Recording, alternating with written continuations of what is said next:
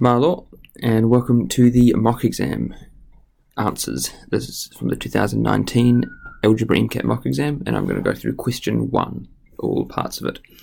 So, look, I've got a star next to question A because it's the first question I want to start with, which is good exam technique. Alright, now what is the question asking? It wants us to find an expression for H. Okay, and what relevant information has it given us? A formula involving H. So what it wants us to do is the final answer should look like H equals. That is the aim of find an expression for H. That is what it means. So let's go for it. I'll write down the information they've given me.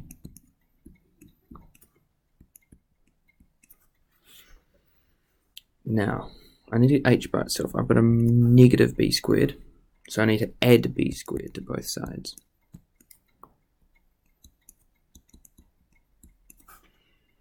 Now I have an h squared. The opposite of square is square root. So I need to square root both sides. And note I have to square root the whole left side all together, not the parts individually. That is very important.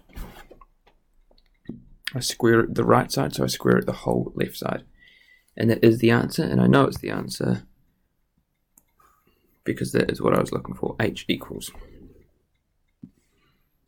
Okay, first question done. Well on the way towards and achieved. Okay, we have a classic MCAT question here. We've got the area of a rectangle, and it's a quadratic type question. Now the important keyword here is show that. Show that means they tell you what the final answer should be. So we need to get to that, 3x squared plus 16x plus 5, using the information they've given us. And notice is the entire flag. So the area for a rectangle is base times height.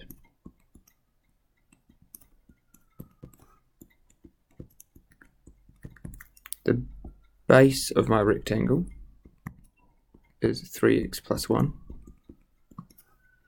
and the height of my rectangle is x plus 5. And I have to show that that is the same thing as that. And of course I'm going to do this by expanding my brackets. 3x times x is 3x squared. 3x times 5 is 15x. 1 times x is x, and 1 times 5 is 5. I'll gather together my like terms, simplifying it.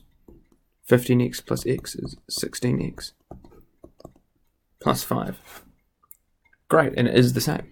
The lovely thing about show that questions is that you know that you're right.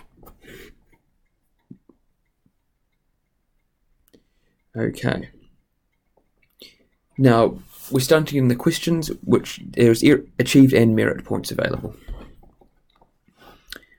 So this requires a little bit of reading. What are they asking for? If the yellow area is 48, find the blue area. Okay, we need to find the blue area, and they've told us that the yellow area is 48. Now here we just have to use a little bit of logic. The previous question, which had a part I, and this one here is part II, shows us that they're probably related. So here we can see that the blue area will be the total, take away the yellow. You've got the whole flag. If you take away the yellow area, you're left with the blue area. The previous question we found an expression. An expression means something that still has x's and variables in it. We found an expression for the total area. That was 3x squared plus 15x plus 5. Sorry, 16x plus 5. And they've told us the yellow area, which means we're going to be able to find the blue area. What we need to do first is find an expression for the blue area. So the blue area is obviously these 4 rectangles put together. If we put them all together, it would have a base of x plus 4.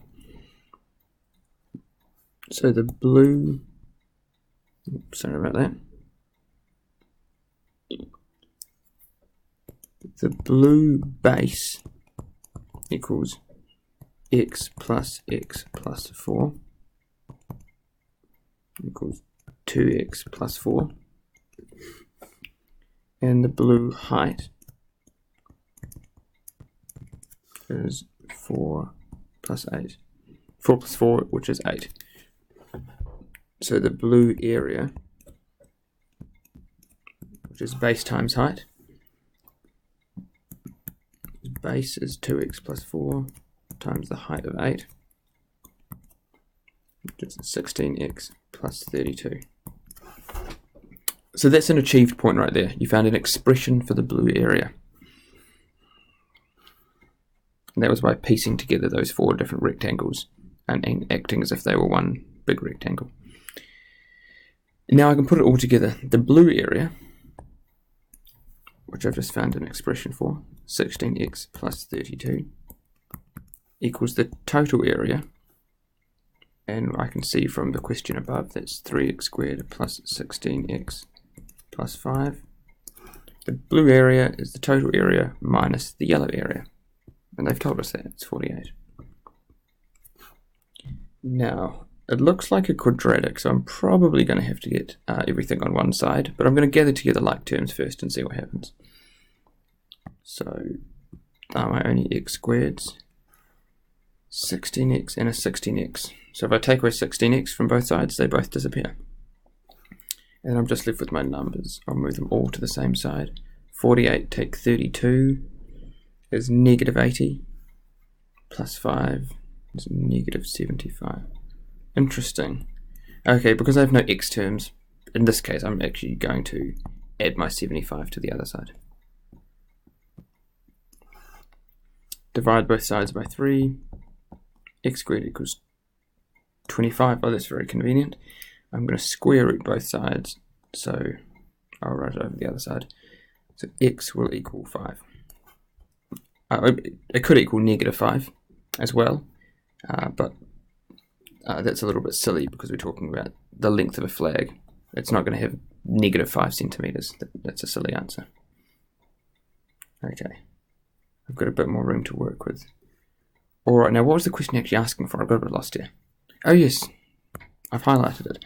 Find the blue area. Now I have an expression for the blue area, and now I can substitute my answer in. So blue area equals 16x plus 32. But now I know what x is. X is 5. 16 times 5 plus 32. 16 times 5, 50 plus 30 is 80. 80 plus 32 is 112. And have they given units? Yes, centimeters. They've told me units, so I better be safe and put my units in there. Okay, nice. So that would be a merit point right there. Now, even if you stuffed up your expression for the blue area, you just had made something up, if you then consistently solve this next part here, you'd still get another achieved point. So even if you don't know something, you can make something up if you have to and continue and get some consistency points. Alright, so that is that question done. Yes, blue area is 112 centimeters squared. Now, next question. So, they've said simplify, and they've given us a quadratic on the top and a quadratic on the bottom. This is always going to involve factorizing the top, factorizing the bottom, and then something's going to cancel out. So let's do part 1 first. I'm just going to write it out. 3x squared plus 3x minus 36. And I've noticed something. There's a coefficient in front of the x squared. I don't like that. So the first thing to check for is, can I get rid of it? Is 3 a common factor of all parts? Oh, it is. So I can take out 3 as a common factor. 3x squared divided by 3 is x squared. 3x divided by 3 is x. Negative 36 divided by 3 is negative 12. Okay, now I've just got a classic factorization problem. I need numbers which times together to make negative 12 and add together to make 1. So I could go through the whole thing. 1, 12, 2, 6, 3, 4, and look for things. They're going to have a difference of 1. 3 and 4 both have a difference of 1. And they have to add to positive 1. So my 4 is going to have to be positive and my 3 negative. Yes, that works. So this factorizes. And note, I've kept my 3. This still exists. X plus 4, x minus 3. So I've factorized the top part, and I've kept my 3. Now factorizing the bottom part.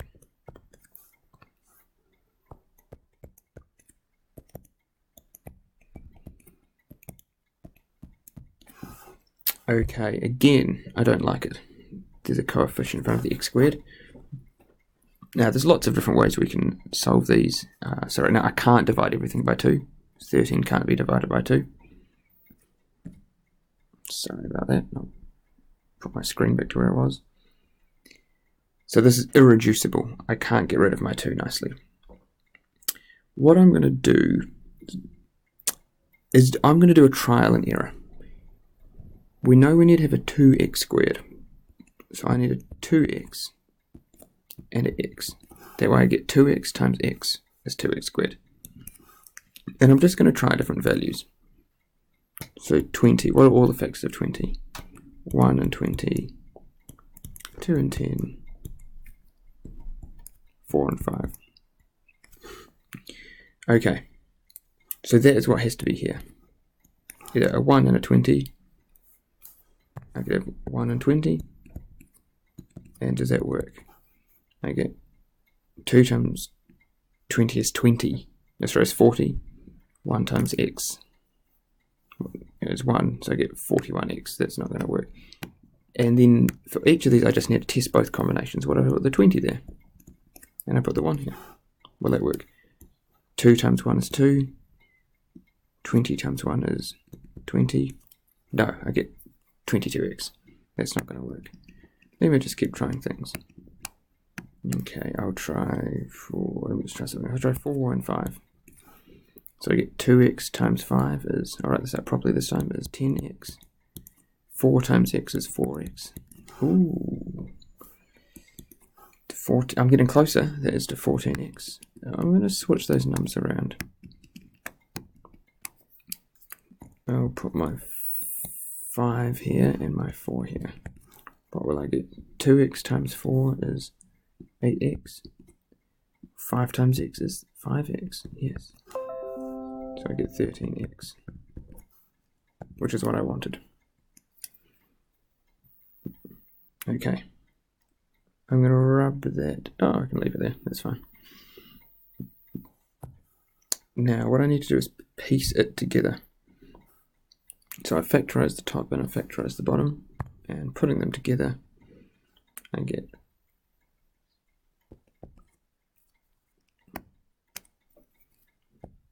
3 times x plus 4 x minus 3 and 2x plus 5 x plus 4. And as I said at the start, it's highly likely something on the top will cancel with something on the bottom. So finally we're left with 3 times x minus 3 divided by, I'm sorry, I'd forgotten my bracket there, divided by 2x plus 5. So that is the final answer.